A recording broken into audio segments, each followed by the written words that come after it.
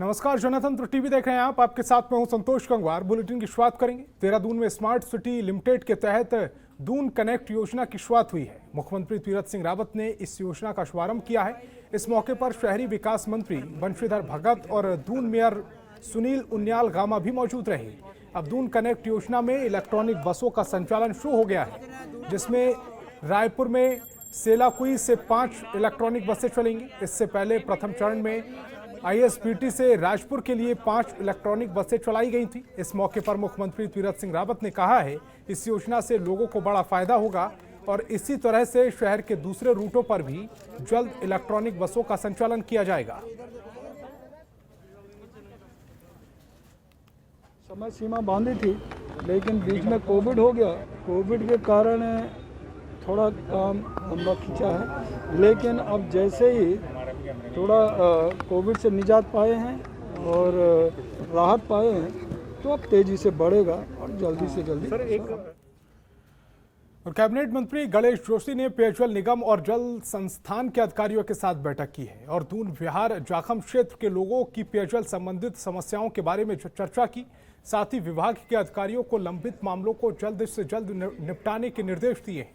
और कैबिनेट मंत्री गणेश जोशी ने अधिकारियों को फटकार लगाते हुए कहा है कि विभागीय खींचतान का खामियाजा लोगों को न भुगतना पड़े।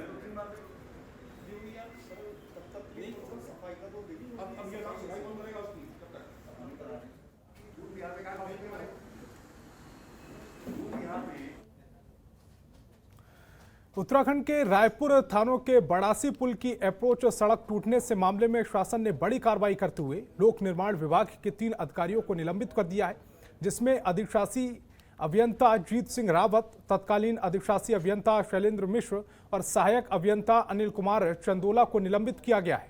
तीनों अधिकारी निलंबन की अवधि में क्षेत्रीय मुख्य अभियंता कार्यालय लोक निर्माण विभाग पौड़ी में संबंध रखेंगे। पीडब्ल्यूडी सचिव आरके सुधांशु ने इसकी जानकारी दी है।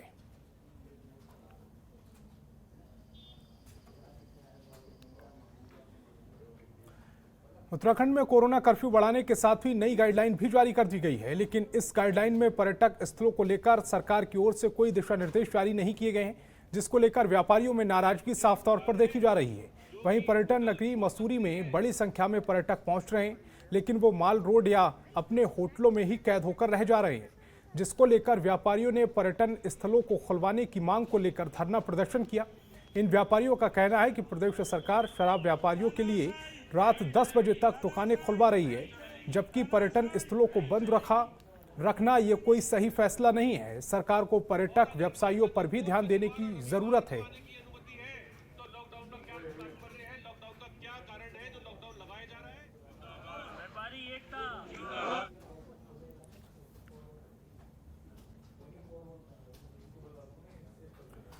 और राज्य में बढ़ते साइबर अपराध पर लगाम लगाने के लिए पुलिस मुख्यालय की तरफ से ई सुरक्षा अभियान शुरू किया गया है। इस अभियान में राज्य में हुए साइबर अपराध के करीब 100 मुकदमों में लिप्त अधिकारियों को पकड़ने के लिए पुलिस ने करीब 200 अधिकारियों और जवानों को देश के अलग अलग राज्यों में भेजा गया है, जिसमें राजस्थान, छत्तीसगढ़, बिहार, बंगाल, उड़ीसा, हरियाणा शामिल हैं।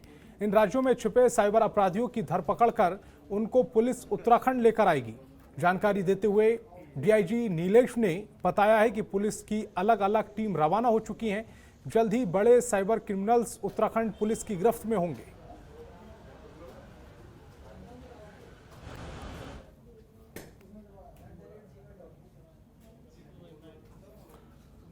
रुद्रप्रयाग पुलिस ने कोरोना गाइडलाइन और ट्रैफिक के नियमों का उल्लंघन करने वालों के खिलाफ चालान काटे। आपको बता दें कि लोगों में यातायात नियमों के प्रति जागरूकता लाने के उद्देश्य से रुद्रप्रयाग पुलिस की ओर से उत्तराखंड ट्रैफिक साइज ऐप को रिलॉन्च किया गया है। इस ऐप का शहरी इलाकों में प्रयोग किया जा रहा है, लेकिन रुद्रप्रयाग जिले में इसकी जानकारी लोगों को नहीं है। ऐसे में पुलिस की ओर से इस ऐप को रिलॉन्च करने वालों को जागरूक किया जा रहा है, जिससे कोई भी व्यक्ति यातायात नियमों का उल्लंघन करने वालों के खिलाफ जिला पुलिस का सहयोग कर सकता है। इसमें शिकायतकर्ता का नाम गोपनीय रखने के साथ ही इस काम में सहयोग करने वालों को पुरस्कार देकर सम्मानित किया जाएगा।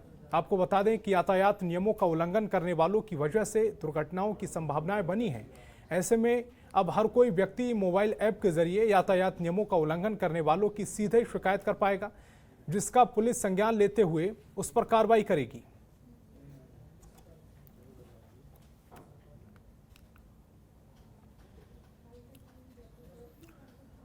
जिलाधिकारी मनोज गोयल पैदल दौरा करते हुए जिले के नगरीय क्षेत्र के लिए पेयजल आपूर्ति के मुख्य स्रोत सुजगी बगड़ पहुंचे हैं, जहां पिछले कुछ दिनों से जिलाधिकारी के पास शहरवासियों की ओर से लगातार गंदे पानी की आपूर्ति होने की शिकायतों को लेकर गंभीरता से संज्ञान लिया गया।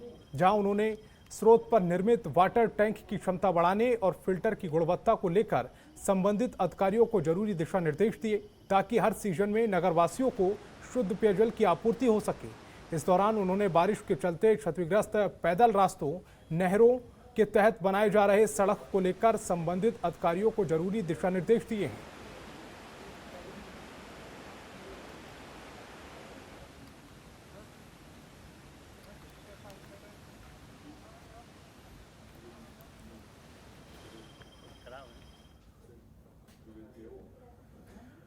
टिहरी जिलाधिकारी इवा आशीष श्रीवास्तव ने राजकीय एलोपैथिक चिकित्सालय का निरीक्षण किया है। आपको बता दें कि भारत सरकार की तरफ से पूरे देश में Indian public health standard system के तहत स्टेट एलोपैथिक डिस्पेंसरियों के उप स्वास्थ्य केंद्रों को प्राथमिक स्वास्थ्य केंद्रों की सुविधा से लैस किया जा रहा है। इसी को ध्यान में रखते हुए जिलाधिकारी ने विकासखंड स्तरीय प्रभारी चिकित्सा अधिकारियों को सभी व्यवस्थाओं की रिपोर्ट बनाकर पेश करने के आदेश दिए हैं। वहीं कोरोना की तीसरी लहर को लेकर जिलाधिकारी पूरी व्यवस्था को समय से पूरा करने के दिशा निर्देश दिए गए हैं।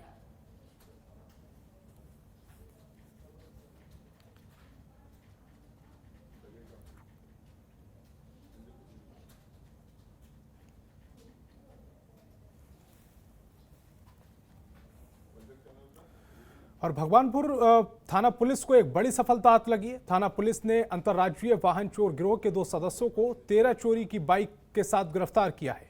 गिरफ्तार आरोपियों को कोर्ट में पेश कर जेल भेजा गया। घटना का खुलासा भगवानपुर थाने में हरिद्वार वरिष्ठ पुलिस अधीक्षक डी सेंथली अबुदई कृष्णराज एस ने किया है। पुलिस अधीक्षक का कहना है कि चोरी की वारदातें लगातार सामने आ रही थीं, जिसके बाद पुलिस ने कार्रवाई करते हुए आरोपियों को गिरफ्तार किया है।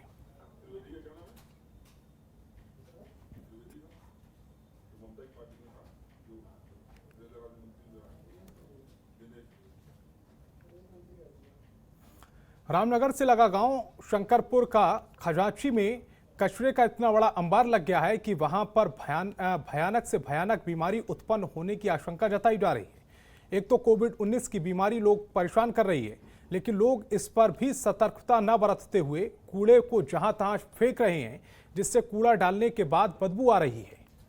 इस वजह से निकलना दूभर हो गया है। आपको बता दें कि आसपास से लोगों से कूड़ा डालने के लिए मना किया गया, लेकिन लोग हैं कि मानने को तैयार नहीं है। वहीं जब इस मामले में गांव के प्रधान से बातचीत की गई तो उन्होंने ये कहा है कि वो लोगों को समझाने की कोशिश कर रहे हैं, लेकिन लोग मान नहीं रहे हैं।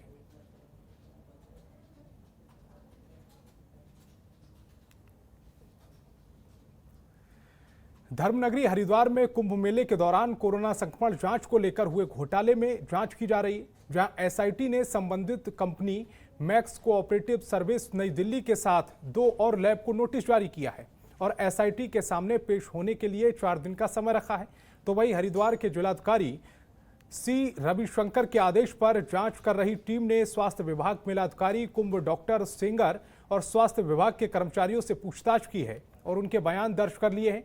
टीम ने इस मामले में मैक्स कोऑपरेटिव सर्विस नई दिल्ली के लोगों से भी पूछताछ की है। वहीं पुलिस और प्रशासन के अधिकारी इस मामले में ज्यादा कुछ ना बताते हुए जल्द सच सबके सामने आने की बात कह रहे हैं।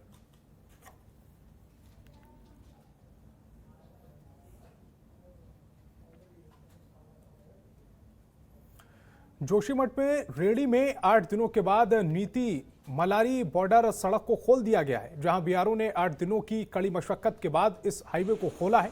आपको बता दें कि रेडी में ऋषि गंगा के भू कटाव की वजह से 40 मीटर हाईवे धंस गया था, जहां भू धसाव के चलते वल्ली रेडी गांव भी खतरे के निशान पर आ गया था, जिसके बाद बीआरओ की टीम ने कड़ी मशक्कत के बाद इस हाईवे को खोला है और जेसीबी की मदद से इस मलबे को हटाया।